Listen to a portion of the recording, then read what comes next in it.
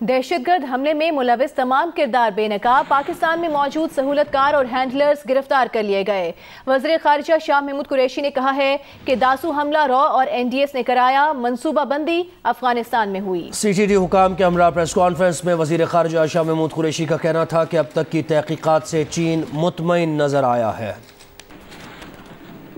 کے لیے افغانستان کی سرزمین کو استعمال کیا گیا۔ اس کی منصوبہ بندی کے جو تانے بانے ہیں وہ ہمیں واضح طور پر این ڈی ایس اور را کا اس میں ہمیں نیکسس دکھائی دے رہا ہے۔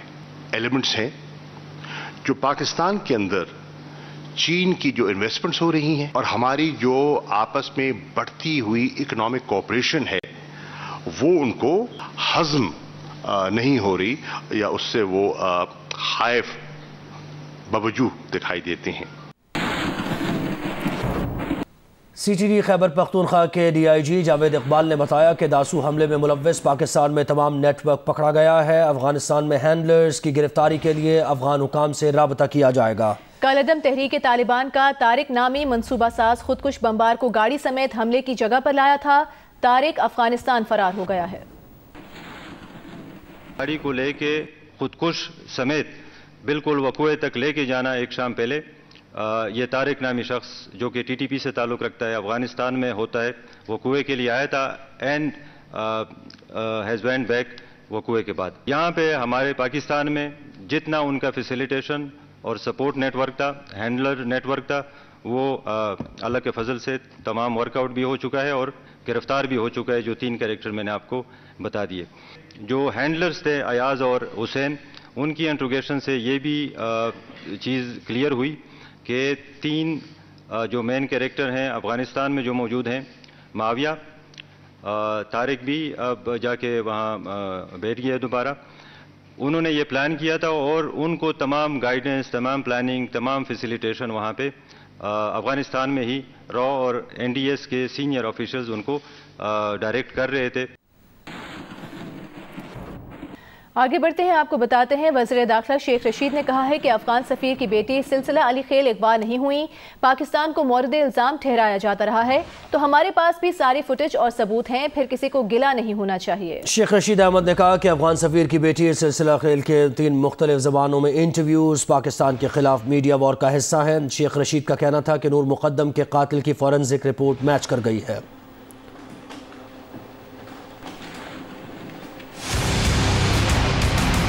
افغان سفیر سلسلہ کی بیٹی نے کل جو 3 زبانوں میں انٹرویو دیے وہ ہمارے خلاف میڈیا وار کا ایک حصہ ہے۔ وہ ہماری بیٹیوں کی جگہ ہم آئیں اور حکمت کے ساتھ آئیں، اور اگر انہوں نے اپنا یہ رویہ جاری رکھا تو ہمارے پاس ساری فوٹیج ہیں، ہمارے پاس سارے ثبوت ہیں، پھر کسی کو ہم سے گلہ نہیں ہونا چاہیے۔ اور سیکنڈلی نور مقد کے جو قاتل ہے اس کی فورنزک رپورٹ مل گئی ہے، میچ کر گئی ہے۔ ہم نے ان کے والدین سمیت ان تمام لوگوں کو ای سی ایل میں ڈال دی۔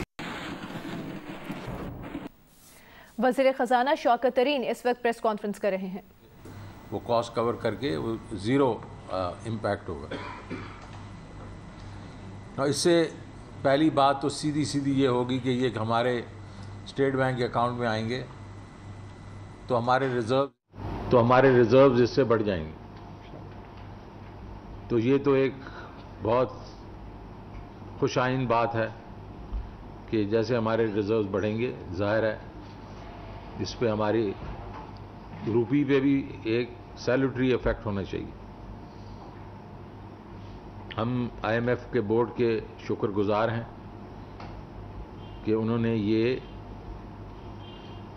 پورے ملکوں کے لیے سوچا، لیکن وہ ملک جن کو اس وقت ضرورت ہے کووڈ کی وجہ سے جہاں چیلنجز ہیں اس کے لیے یہ سوچا۔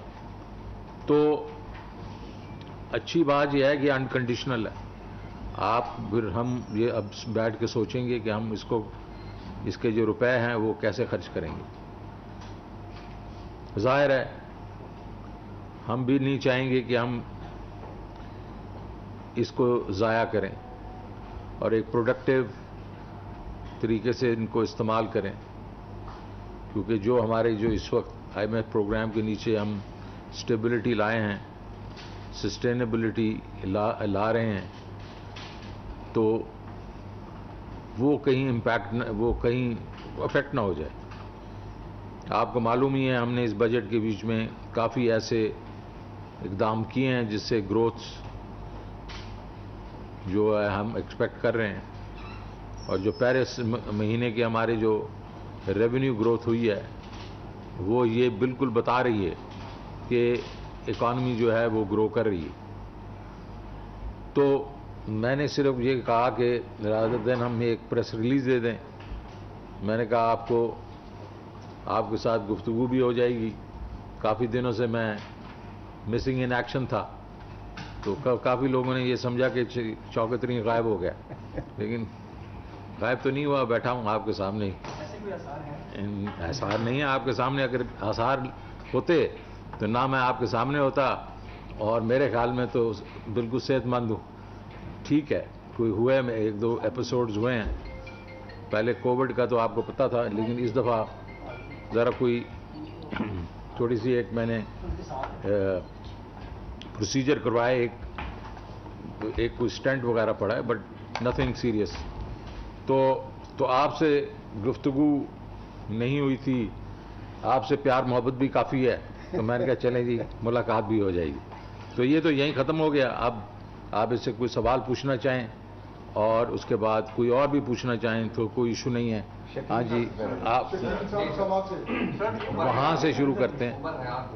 جی بولیں. آپ نے کہا یہ خوشخبری ہے, پاکستان ایسا ملک ہے جو قرض لیتے ہوئے بہت خوش ہوتا ہے.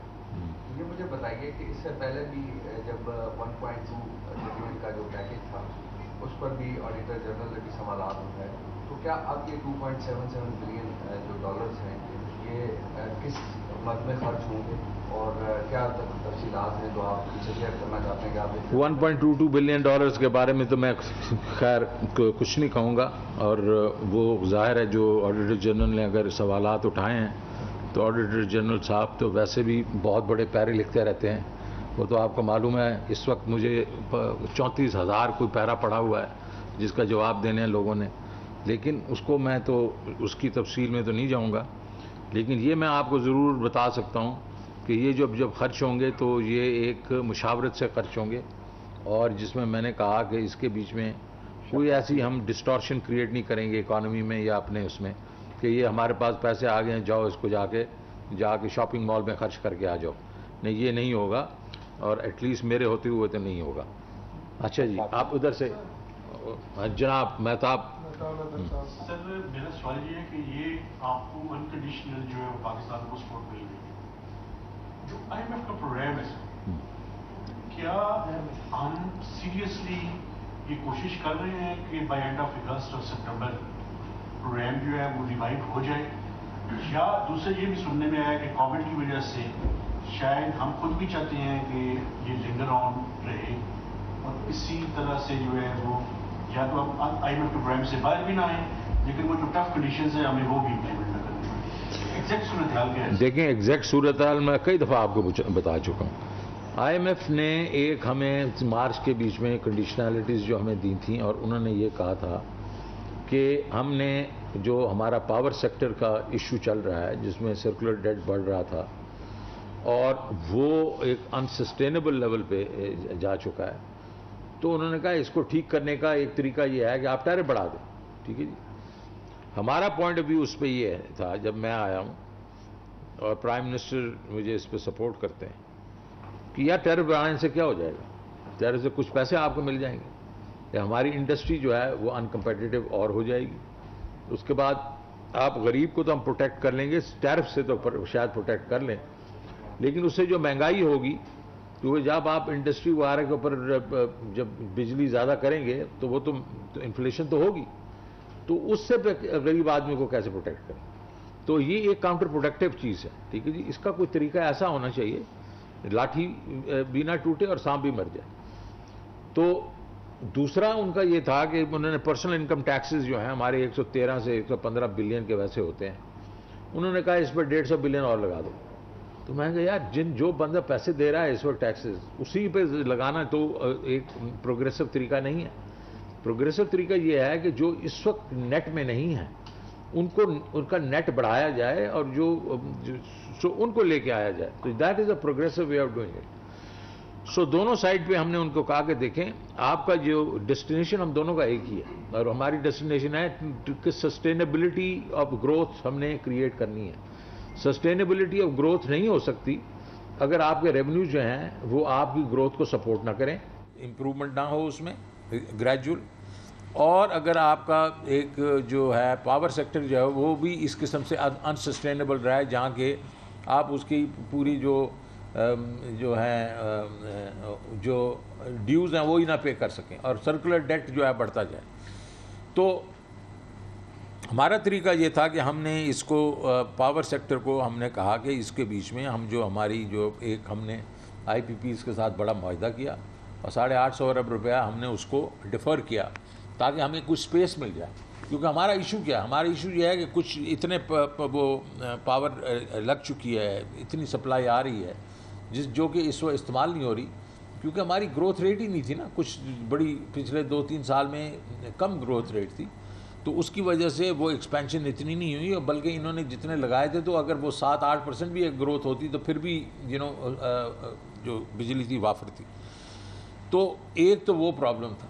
دوسرا ہمارا ظاہر ہے کہ یہ جو ہمارے لاسز ہیں وغیرہ جو ہے ہماری ڈسکوز کی پرفارمنسز وغیرہ, تو ہم نے ان کو یہی کہا کہ دیکھیں یہ ہم یہ کریں گے کہ ان کی جو ڈیفرمنٹ ہے, ان کی 5 سے 7 سال کی ڈیفرمنٹ کریں گے, اس سے ہمیں جو سپیس ملے گی اس سے ہم ظاہر ہے کہ یہ اپنا جو دونوں سپلائی وہ جو آپ کی کیش فلو ہیں وہ ہم اس کو بیلنس کر لیں گے.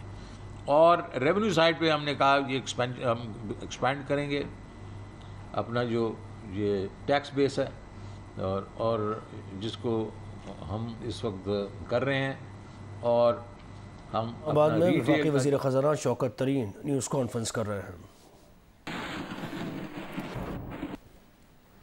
وزیر اعظم عمران خان نے غیر ملکی میڈیا سے گفتگو کرتے ہوئے کہا ہے کہ پاکستان افغانستان میں سب فریقین پر مشتمل حکومت کا حامی ہے. اگر وہاں بے چینی ہوگی تو پاکستان بھی متاثر ہوگا. If one population tries to impose itself on the rest, one ethnic group, there will be a constant unrest in Afghanistan. And that is not what Pakistan wants, which is why we want an exclusive government. Because if there is unrest, Pakistan will be affected because, as I said, we have a larger Pashtun population here than in Afghanistan. And Pashtun are probably the most xenophobic people on earth. They fight each other normally, but when there is an outside thing, they all get together. And so it affects. So Pakistan got sucked into Afghanistan after 2001, when we sided with the American supposedly war on terror, but this converted into something else, and we had a civil war in our tribal areas.